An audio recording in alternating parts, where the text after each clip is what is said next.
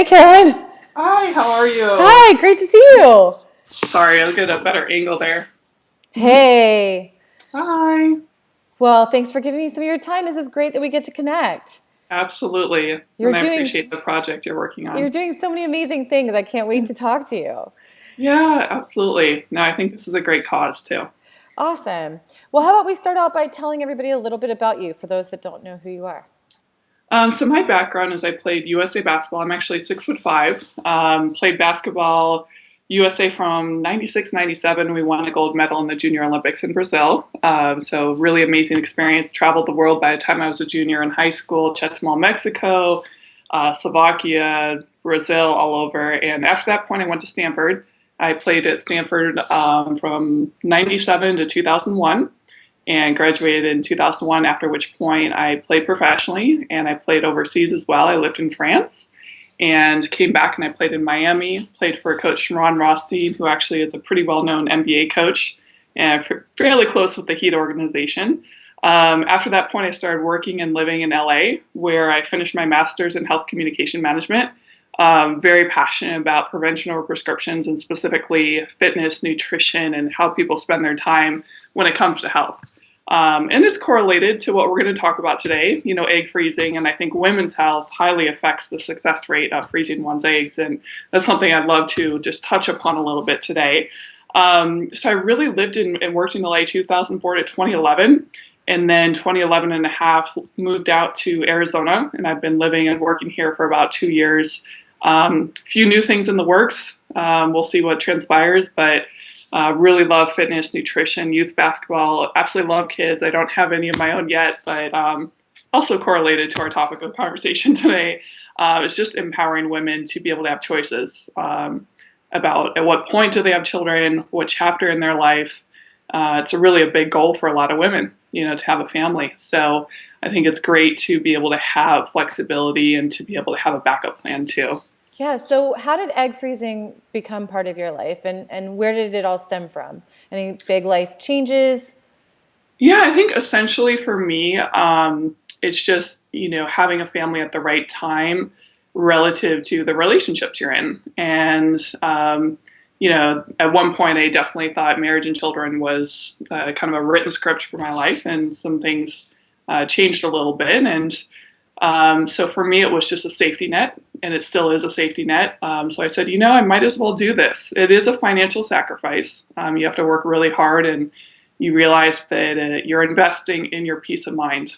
That's the best way to phrase it for women who, frankly, you do get anxious by about age 34, 35, and you're like, well, just haven't not in the right timing or situation at the moment. So what should I do? And for me, it was kind of an instant solution.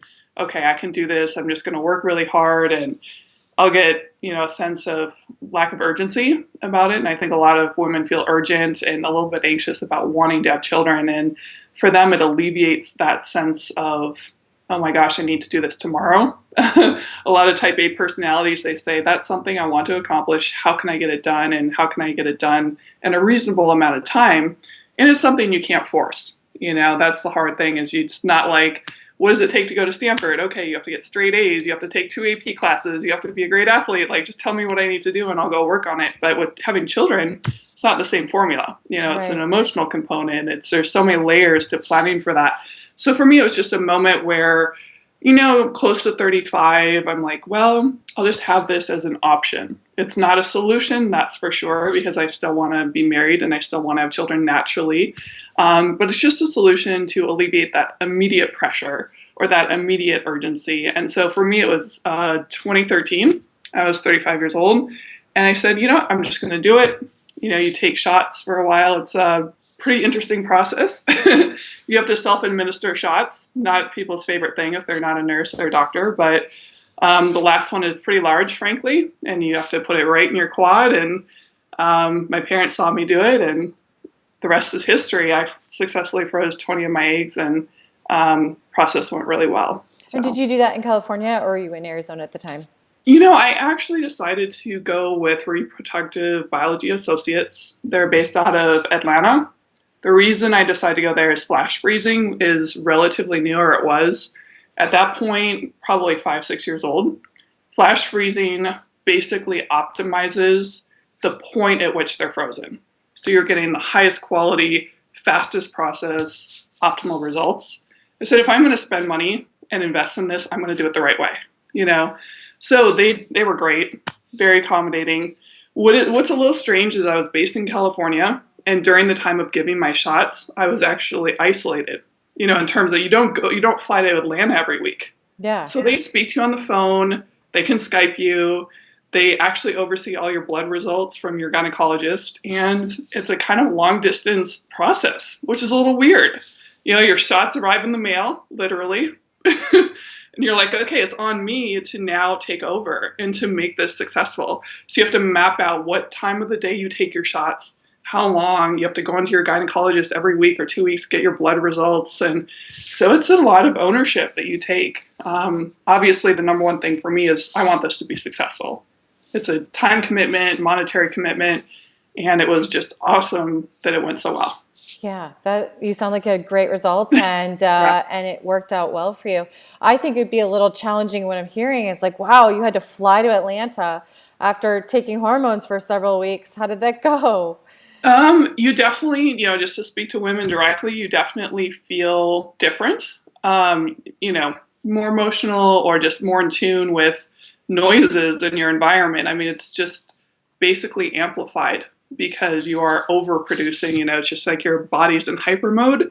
With that being said, they do have a duration of time prior to your actual procedure and your surgery that you have to be there. So I don't believe I recall the exact duration of time, but it's enough time. So whether it's a week, week and a half, I'm not sure exactly what it is, because literally the day before your procedure is you take this huge needle and a shot. And if that shot is not successful, you can't go through with the procedure. So there's a lot of anticipation, if you Right. will. And so, how do you feel afterwards? Do you feel different? Do you feel like you are more at peace? I think in terms of the psychology of knowing that safety net as an option is there, absolutely, because you feel like, especially if you want to have your own children of your own DNA, and you don't want to lose time, and you also want to optimize the health of that, potential child, you need to use that option. It's there, and it sounds funny, but you do pay rent every year to keep your eggs. So Yeah, I storage check in fees. on them. Hmm. Every few months I check in and say, how's it going? And afterwards you feel alleviated from just urgency, and I think just a sense of peace. For a lot of women, they say, I'm glad I did that. I haven't spoken to a single woman that successfully did it and they said, oh, that was a waste of money, or gosh, my body went through so many changes. It is stressful. I mean, you do feel different. Did anyone talk to you about egg freezing, or was it something you just discovered yourself, or was it because of a life event? Like, what got you interested in the topic?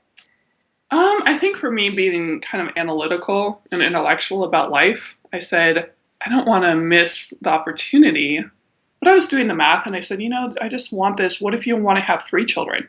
What if you want to have 4 children? What if down the road, you want to have more children and you're like, oh gosh, I'm like 47 now, but I really want to have another child.